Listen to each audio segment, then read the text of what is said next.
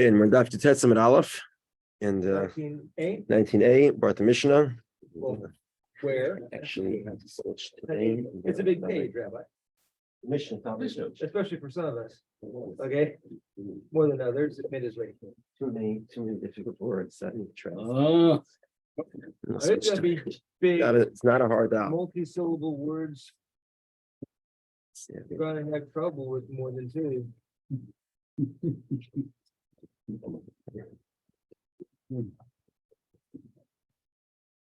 Okay. Says the Mishnah, but Kol Kaisvin, you can write a divorce with any type of ink. But Yoy is regular ink. Sam is paint. I'm just reading from the article translations here. Sikra is a red pigment, which is what Rashi says. Pigment, which is what Rashi says. Bekumos is gum.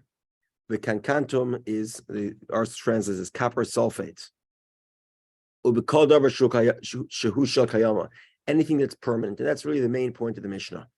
Ein kaisvin, we don't write it. Loy b'mashkin, not with a liquid. V'loy b'mei peris, not with fruit juice. V'loy b'kol davar she'enim miskayim, or any other types of liquids that will not last. Okay, similarly, ala kol kaisvin, you can write a divorce on any type of paper. Ala ol shalzayis, on a olive leaf. Now, again, obviously, this would be a debate whether it have to be attached or detached. If you recall the machlokes between Mayor and the other opinion, you have to be able to hand over the divorce before you cut it. Except according to Mayor, where that's not necessary. According to Mayor, you can write it attached and then cut it and give it. Yeah.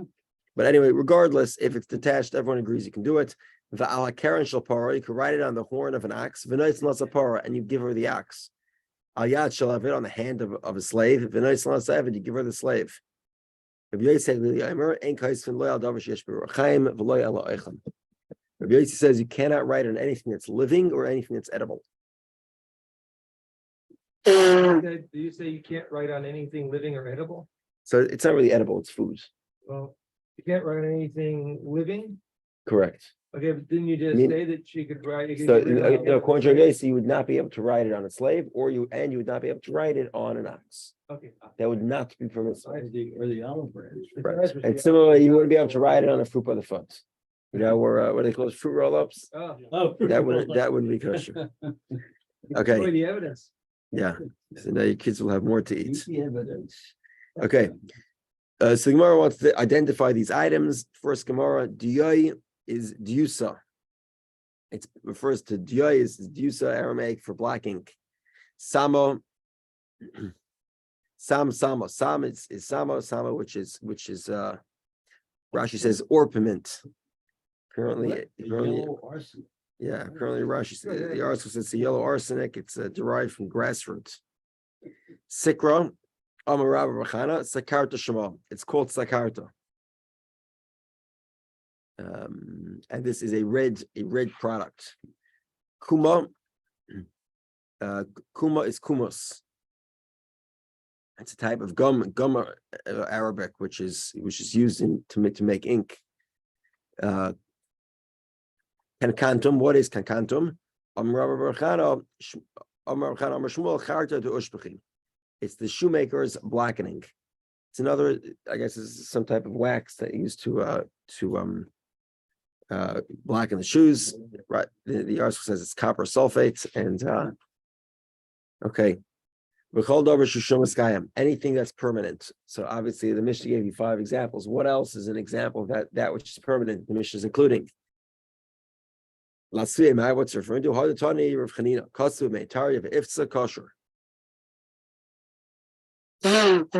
If you used dirty rainwater and you put on a gallon of juice, apparently that makes a roshim, it makes a permanent imprint. Kosher, it's valid, it's kosher. Tana Rav Chia taught, Kosvu be'aver, if you wrote it, I believe, with lead, it was a lead solution. So this is, you use lead for the coloring, or be'aver, b'shachar is charcoal, or shichar is the shoemaker's blackening, kosher. It's kosher. All these things are types of permanent, they leave a permanent mark. Itmar, We learned. This is a very interesting discussion. So a guy, Question, if the red pigment, would that be like blood? I don't know. I have no clue. It's blood permanence. It would be, yeah. It could be. I'm not sure. I That's think why that don't know. I think the blood is easily. First of all, blood turns black after once it loses. Starts turning to like a brownish. Once it loses the That's a figment of your imagination. Dr. Connor will tell me the word. What's it called in the? Why does blood turn black? It loses something. It separates into two components. Two parts of blood. There's a yellow part and a black part. When they're mixed, they're red. But when they separate, Oh. blood's actually black. Oh. Anyway, yeah, presumably if it's permanent, then it shouldn't be a problem. Okay. Anyway, let's see, where was it? Okay, now we get into a very interesting discussion. The guy wrote with red ink, and then he covered over the red ink with black ink. Now we know on Shabbos you're not allowed to write. Writing two letters is a violation. Shabbos, severe violation. With intention to disregard the laws of Shabbos, it potentially carries a penalty of capital punishment. By accident, it carries the requirement to bring a carbon, a sacrifice. Now, what happens if a guy there were two letters written in red, and he colored them with black? It's a major question here.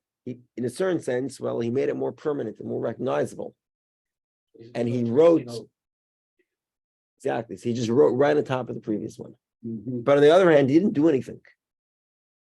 There were two letters, and now there are two letters. It's a little different color, maybe. Does that qualify as writing? Very interesting question. Okay, so it takes black ink, puts it exactly on top. So he's using the black ink to trace over. Right on top of it, he's putting on top of the red ink. He's putting black ink. He's chayav twice. So he's considered writing and erasing. Now, erasing is only a malacha if it's constructive. This is a general rule. All the destructive malachas are only chayav if it's for a constructive purpose. So, for example, if you put a bomb by a gate, presuming there's no malacha for doing the bomb, presuming there's no malacha for igniting a bomb, or maybe he just took the bomb that was supposed to ignite and put it by a gate. So he didn't actually light the bomb. The bomb would have gone off on its own. And he destroys the gate because he wants to break in somewhere. There's no malacha there. It's destructive. Now here's a question. This is a good lumdish question. You can think about it different times. It does not pertain to our Gemara. But let's say he wants to get in, he wants to break into a house surrounded by walls. So he takes his bomb, which was the detonator and the timing mechanism was there before Shabbos. So there's no Aish here. It's a Shabbos clock. It's a Shabbos clock for the bomb. And he puts it by the wall to be able to break in to get into the house. So it's destructive, but it's for a positive purpose. So he can break into the house. Does that qualify as Saisa or not? The typical, similar, yeah. So now, if a guy just destructively knocked down a gate for no good reason, it's not a malacha, potter. Shouldn't be doing it. It's also rabbinically, but you're potter. You're biblically you're exempt. However, let's say he wants to rebuild a new gate.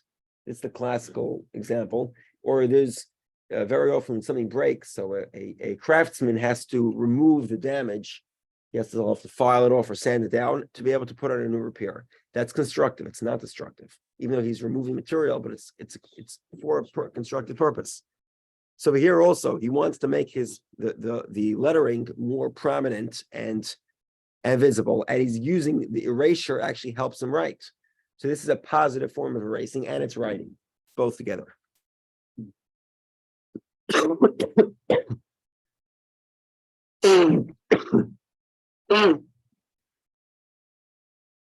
Okay. Let's say he puts ink on top of another ink, or a sikra agabi sikra. He puts red ink on top of red ink. Potter, he's exempt. He didn't do anything. He just he just wrote on top of what was already written, which is not a constructive malacha. Sikra agabi diyai, if he puts red ink on top of black ink, amir lachayev, amir lapotter. Amir lachayev, some say it's chayev meichiku, he's erasing the black ink. Amir lapotter mekalkalu. Apparently, the black ink was more permanent than the red ink. So putting red ink over black ink is actually damaging it. And therefore, he's exempt. And now we go into another discussion, which we briefly touched upon earlier in the Masechta, as follows. Rish Lakish, the following question from Rabbi Yehudah. Edim she'ein yodim lachtem, witnesses who do not know how to sign. Ma'al sheyichtav lahem b'sikra v'yachtemu ksav elyon v'yachtemu. So we have a simple solution. People, there are two witnesses that don't know how to sign. Hold on. So we just learned with regard to Hilchos Shabbos, if you take red ink and you write on top of the red ink with black ink, then you're chayav for writing. So we have a simple solution. Write their names in red ink and have them write the black ink on top of the red ink. So they don't have to know their signatures. You could just sign by putting black ink on top of red ink. So it says that would seem to work, no? So his question is ksav and ksav and ksav. Is the upper writing is considered a signature or not? He says to him, ein ksav. It's not considered a signature. Hold on. He just taught me that with regard to Hilchos Shabbos, we both agreed that if he writes on top of another writing, you're chayav. What do you mean you're chayav? But you're not even sure if it's considered a writing. How can you tell me you're chayav if you're not sure if it's a writing? In other words, you're not sure that you're chayav for writing two letters on top of another existing handwriting in terms of signature, in terms of signing a divorce, but you are sure with regard to Shabbos. Rabbi says, Yehudah was saying like this: we live in Bavel, him and Rish Lakish lived in Bavel, and regardless, they lived well after the destruction of the Second Temple. So when he says you're chayav and Shabbos, what does it mean? It doesn't mean you're chayav because there's nobody to make you should bring karbanos to. There's nobody to execute capital punishment. So what does chayav actually mean? It means you shouldn't do it. So it's a good recommendation. But now you can tell me that we're going to rely. That recommendation is what it seems to us to be most logical. It seems that that's prohibited, but we're not going to rely on that to say that with regard to a divorce, it's actually good. It's actually good handwriting. It's a good signature, meaning that had you came to Rabbi Yehudah while the temple was constructed and you said to him, "Do I have to bring a carbon?" He probably would say, "No, you shouldn't bring a carbon." Why? Because you're not allowed to bring it. If you're not obligated to bring a carbon, you're not allowed to bring a carbon. So Rabbi Yehudah is saying, look, we were having a theoretical discussion and giving a recommendation that people shouldn't write on top of other handwritings, but we weren't saying practically that that's actually called a handwriting. This was a theoretical discussion, not a practical one. And practically speaking, I don't know that Rabbi Yehudah would say I don't know that a handwriting on top of another would be considered a valid signature. Itmar, we learned Edim she'ein yodim lachtem. You have witnesses that don't know how to sign. Rav says, okay, let me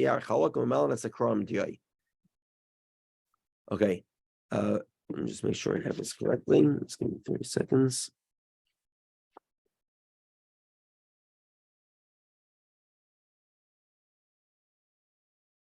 Yeah. Okay. So this is, if anyone's looked at the Kesser, has a very old Sefer Torah. And if you look at it, you'll notice the cloth on it is way more thicker than modern day cloth.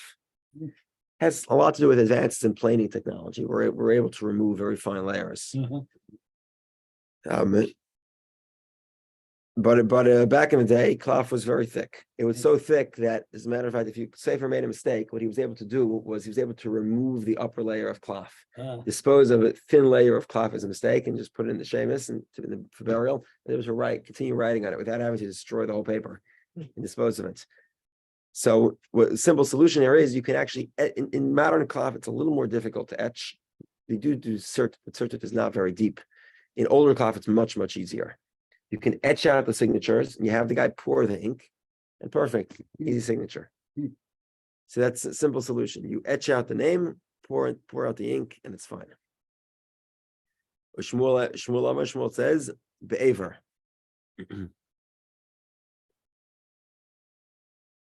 You should write their signatures with lead, and then they should cover the lead signature with ink.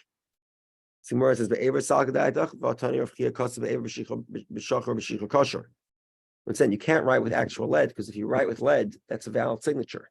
And we're not sure if rewriting a signature is valid. In other words, the solution to be able to get them to write signatures is to write a non-valid signature and then have them trace over the non-valid signature.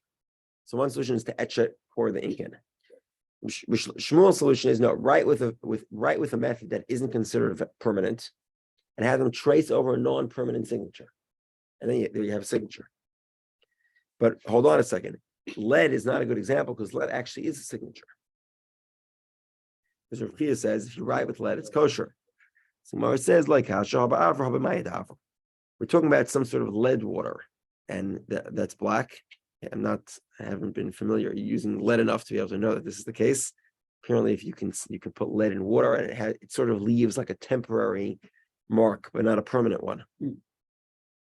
And therefore, they can trace on top of the temporary mark, and that's considered a signature. Rav Avu says, "B'mei milan." You use galnut juice. What? Galnut juice. Okay. Galnut juice is afotzim. The water that comes out of galnut juice of galnuts is called mei milan. It seems to be a temporary method. So the Gemara says, "Vatani Rav Chanina kasu me'kari of iftzah kosher." Hold on a second. Rav Chanina says,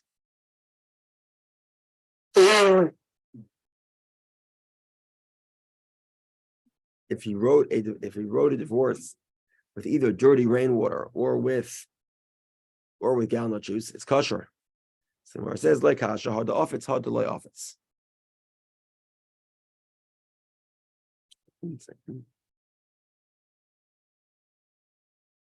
okay. Apparently, I can't. Let me see if he explained this. Hold on.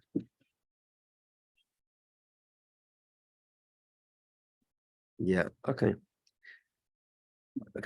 Babe, I'm not exactly familiar with the mechanisms or with galnuts. I don't even know what a galnut looks like. Okay, I was hoping I wasn't the only person here. I have no clue. Nobody spoke up. I thought the rest don't know what galnuts are, and I don't. I have no Rabbi, clue. I have no clue what a galnut is or how it works or what the Rabbi, would you like are. the I've never answer? experimented. I don't know, but it is the case that galnuts feature very commonly with regard to writing documents. Let's explain a few things. One of the things is that documents were often coated with galnut juice. Why was that? Because if you try to erase on top of a document coated with galnut juice, the erasure will be visible. This is like a check. You know, the checks have erase marks. If you try to erase a check, it's gonna mark it. Right. That's what galnut juice did. Now, They're from oak trees. That's one thing that comes from. Okay. I'll take a look at Wikipedia afterwards. Maybe we can find somebody who has the method of how to do this. Now, if you write galnut juice on top of a document that's been coated with galnuts, it's completely ineffective. It sort of gives this temporary mark, but it will fade away. So therefore, if you write on a document that has not been coated with galnuts, you write with galnuts, that's kosher. But if the document's already been written with galnuts and then you write with galnuts on top of it, that's not a kosher signature because it's only a temporary mark. But that does work to be able to allow the Adim, the witnesses, to sign on top of this temporary signature before. Rabbi, can you hear me now? Hold on one second. Yeah, hello, Gary. Yes, I make that kind of ink. Gallnuts, when you chop them up in your mortar, gives pure tannic acid. And that is clear if you write with it. But if you mix the tannic acid with tungsten, which is ferrous sulfate, you get black. And then if you add the acacia gum, you get the solid that makes it permanent on the page. And that is one of the inks with which we still use to write and correct the Sefer Torah. Very interesting. I'd love if you have a video, either your video or YouTube, maybe post it in the chat. I'd love to see how it works. Easy. Okay. Okay, thank you. I really appreciate that. I've been learning Talmud for too many years and not even knowing what a galna is. Thank you, Gary. That's good. Appreciate that. Thank you. It's interesting. One of my rabbis said that when he started learning yeshiva, they learned about a shar shenagach as a parah, a shar that kicked a parah. Now a shar is an ox and a parah is a female cow. The cow. He said for a couple of years he never knew what a shar and a parah was. Oh. Just two types of animals. Yeah. Anyway, So I very much appreciate that. Thank you very much, Gary. If you could send the video, that would be super helpful. Okay. Okay. Rapapa says Baroik. Rapapa Torah Baroik. Okay. Rapapa says very simple, use saliva. Just sort of leaves some sort of temporary mark. The guy just signs right at the top. And there was a story with Papa Torah. Papa, there was a fellow whose name was Papa, and he was not a shepherd, he was a cattle trader. And he didn't know how to sign his name. He was illiterate. And therefore they would mark out with saliva, and he would just sign on top. That was an incident that actually occurred. Behind him, this is only true with regard to divorces. But with regular documents, we don't do this. In other words, if you're not able to sign your name, you should not be signing documents. It's that simple. There was a guy who encouraged someone who did not know how to sign a regular document, and Rav Kahana gave him malchus for doing it because he should have found somebody else. Now, the reason why divorce is kosher is because divorce, it's very important for us that you don't have to wait around to sign a divorce. Divorce often is the resolution of an aguna, woman would like to get married but can't because her husband won't provide a divorce. We don't want to waste time. That's why this, and we've seen this before, is why we are lenient with regard to divorce. It's somebody who's available to sign will allow him to sign even if he is not. Even if he doesn't know how to sign his name. Tani Kav said Rav, we have a price that supports the opinion of Rav. If a witness doesn't know how to sign the document, we etch out his signature and we fill out we allow him to pour ink into the etch.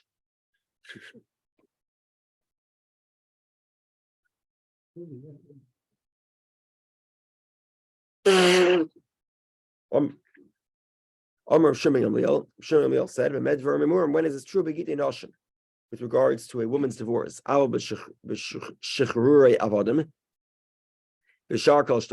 if you want to emancipate a slave or any other document, you want a bill of sale or a loan.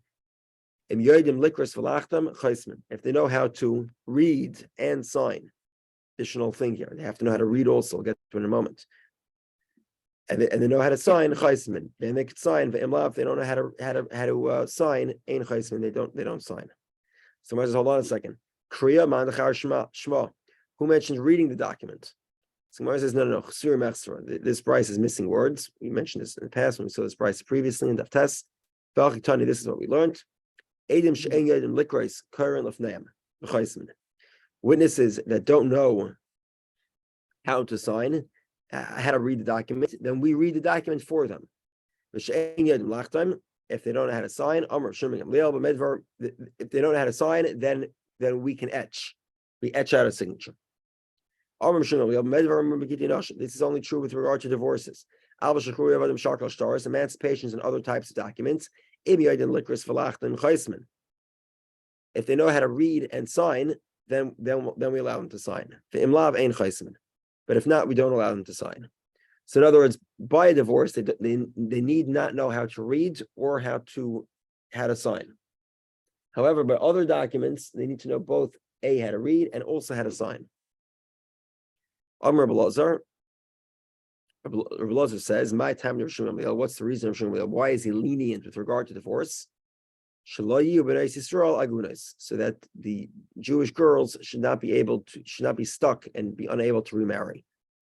And therefore, if witnesses are around, they're going to sign, even if we're going to allow them to sign, even if they don't know how to sign. And we'll do that either by etching it out or by pouring saliva or some other temporary liquids, a liquid that leaves a temporary mark, and let them sign on top of that.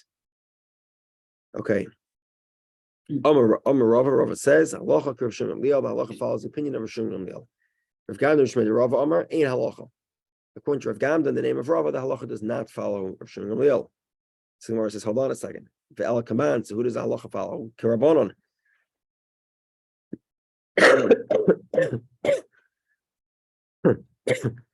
Like the rabbi's opinion, that say that all types of documents, you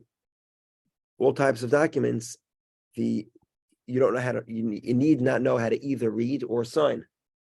will help you out with reading and signing. Hold on a second. If that's true, we have that story. It's an idea of Kahana. We saw previously the story of Rav Kahana. There was a guy who allowed a person who did not know how to sign a loan document or some other document. And Rav Kahana gave him malchus. He whipped him for violating the law. So Gemara says, Tergam Akriya. When Rava said that halacha does not follow Gamliel, he was talking about reading.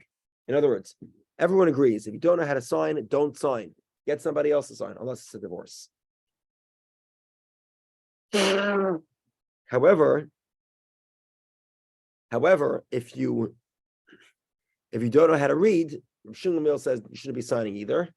And according to Rav Gamliel, the halacha does not follow Rav Gamliel. If you don't know how to read, you could still sign. The Gemara brings some stories. Rabbi Yehudah mitzvah kari v'chasim. There was a period in Rabbi Yehudah's life where he was going through illness and he couldn't read the document. So he asked him to read it for him, v'chasim, and then he would sign the document. Ula says lo tzrichas.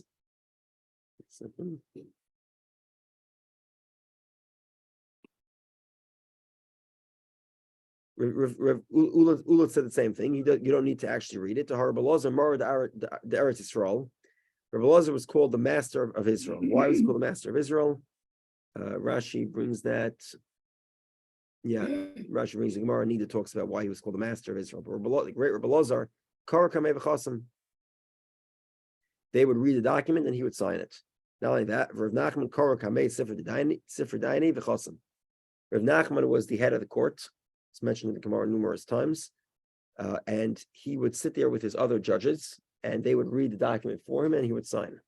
Interesting footnote here, number 11. Of all the sages in Eretz Yisrael, Rabbi Eliezer was most expert in determining which shades of blood indicated menstrual incontinence did not. Yeah. That's the Gemara that the Rashi's quote. It's quite a talent. Yeah. Interesting. That's a niche market, all right. Okay. Amazing. Job. Okay. By the way, it's not. There are people that could do it today also. Oh, I didn't think. It's not. Apparently, there are significant biological markers that differentiate the two of them.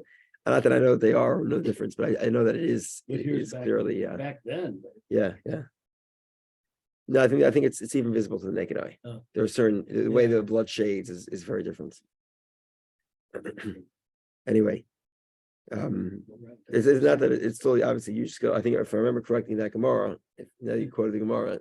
I believe the Gemara says that I think they brought him 80 samples, and he passed in all of them. The rabbis couldn't figure out even one of them. Something like that, if I remember the Gemara correctly. Okay. Rav Nachman Kar Kamei Sifri Daini v'chasim. Okay, so Rav Nachman with his judges, the judges would read the document in front of him, and he would sign it without reading it. Specifically, Rav Nachman and the judges. Rav Nachman with Sifri Echrono, but if Rav Nachman with regular scribes, or a Sifri Daini of Inish Echrono, or the judges, but not with Rav Nachman there, then loy. In other words, you need to make sure that what you're reading is accurate, and we have to make sure that the person reading the document isn't actually making it up as he goes along, which is also a potential concern. Mm-hmm. Right. So therefore, therefore Nachman and the judges, these respected judges, so if everyone's reading it together to him, then presumably they're not making it up as they go along. We'll see another solution. Papa says, 1 second. Yeah, here's the story. Papa would do a smart idea. Papa gave us the kamei shtar parsa. Now this is sort of the story. This is the story that's been different variations in different novels. But this Jewish guy has been captured by a mafia guy, and he wants to get a pair of tefillin. Tells the mafia guy he's not working unless he gets a pair of tefillin. So the mafia guy says, "Tell me, just write it down and tell me what you need." And he goes to 5 different Jews. He says, "What's written here?" He wants to make sure the guy's not giving his address. So that's what Papa did. When he had a document written in a foreign language, the Ovid Bar Kois Shakusim was written in a non-Jewish court, He would have two people read the document for him. Neither one was in front of the other one. And he wouldn't even ask them to read the whole document. He'd ask them for like some minor details. Mesechus V'tumei always means you don't directly address the question, you address a side point. So for example, if you want to know whether somebody, did you see a person present, you would say something like, tell me about your experience while you were waiting for the elevator. How many people were there? Did you recognize anyone? Describe the type of people that were there. That's Mesechus V'tumei. The other way to do it would be, did you see somebody wearing a blue shirt and brown pants, and he was wearing red shoes with yellow socks, and he was 6'2", and that's not Mesechus V'tumei. That's asking a direct targeted question. Mesechus V'tumei is where you sort of ask the question indirectly. So by doing this method, he verified that the document was accurate. In other words, they were translating it correctly for him. Once he did that, he would allow the document to collect from indebted property. We spoke about this in the past. Property that was previously owned and sold, but who the loan predates the sale. So in effect, there's a lien on the property.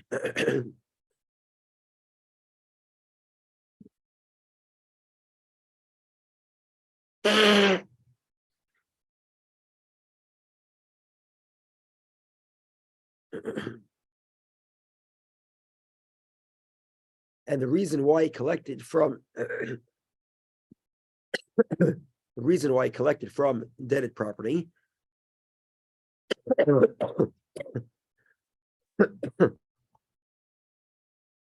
was because the reason why he did this was because it was written in non-Jewish courts, everyone knew about it, and therefore he was allowed to collect. Previously in the Gemara, we said if it was written in a foreign language, you cannot collect from indebted property, but that's where it wasn't written in court. Oh. It's a document that was written in court, and therefore you're able to collect. Rav Ashi says, this is what he said in the name of a Meimar.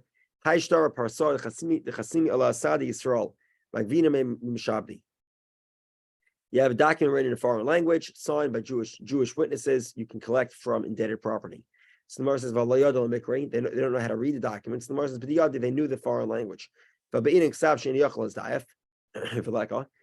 A Jewish document requires a tamper evident document. In other words, a document that if you try to erase, it's noticeable.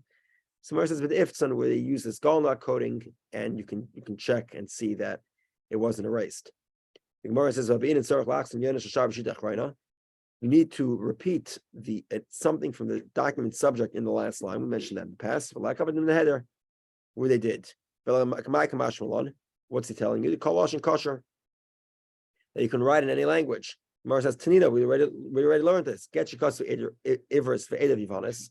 A document that was written in Hebrew, a divorce written in Hebrew, but it was signed with Greek signatures, or Yivanis was written in Greek for Edav Ivris, and it was signed in Hebrew. Kosher, document is kosher. So Gemara says, from there, I wouldn't email you have a mina the Gittin of shar it's like Kamash. I would think maybe divorce is different. Kamash that any document can be written in any language. Okay. Okay, let's start the next Gemara. I don't know if we'll finish it. We start. Amar Shmuel, Nasan la niyar chalak. If a husband gives his wife what turns out to be a blank piece of paper, but Amar, he says to her, this is your divorce. Migureshes, she's divorced. Why? We're concerned maybe he wrote the divorce with galna juice, and sort of it erased over time. It faded. Disappearing. Yeah. Okay, not so simple. Meisvei, the Gemara has a question. He says to her, here's a divorce. She takes the divorce, she throws it into the ocean. Into the fire, or the cold over oven. Divorce is destroyed. Because of Omar, so he sees an opportunity here. It wasn't really a divorce. It was either shtar pasim, who shtar monahu. Shtar pasim is sort of a document that people write to each other to make them look rich. They pretend that they have people that owe them money, even though it's not true. Shtar mona is Shtarmana is where you write a loan document, you give it to the lender, but the loan actually hasn't been issued. You trust the guy that he'll only collect the document if he issues the loan. So in other words, the guy claims he was divorced. Now he's claiming it was a fake loan document. She's divorced, and we don't trust him to say that he was some other nonsensical document. Samara says, "Time of the reason for this is because there was at least ink on the paper. It was a written document. But if there's nothing written in the document, maybe he would be believed."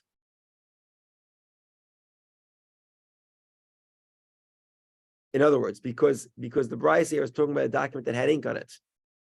If the rule of the Bryce would be true, even if it had no ink on it, then the Bryce should have mentioned a scenario where there was no ink.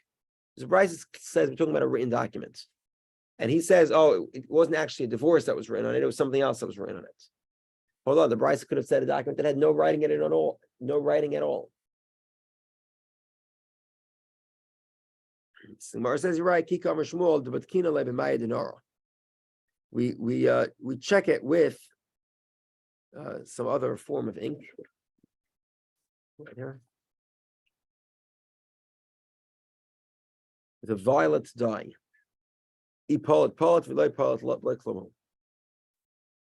So we see if there was actually something written. If it shows up in the dye, then we recognize there was divorce written there.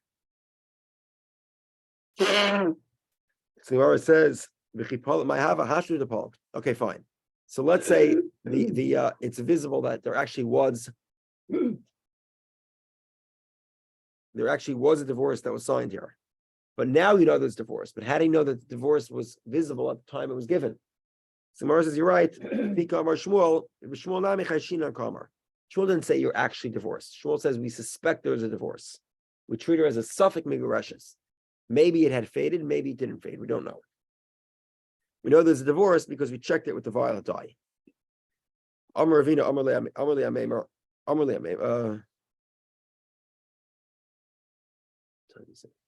we'll stop here. Okay.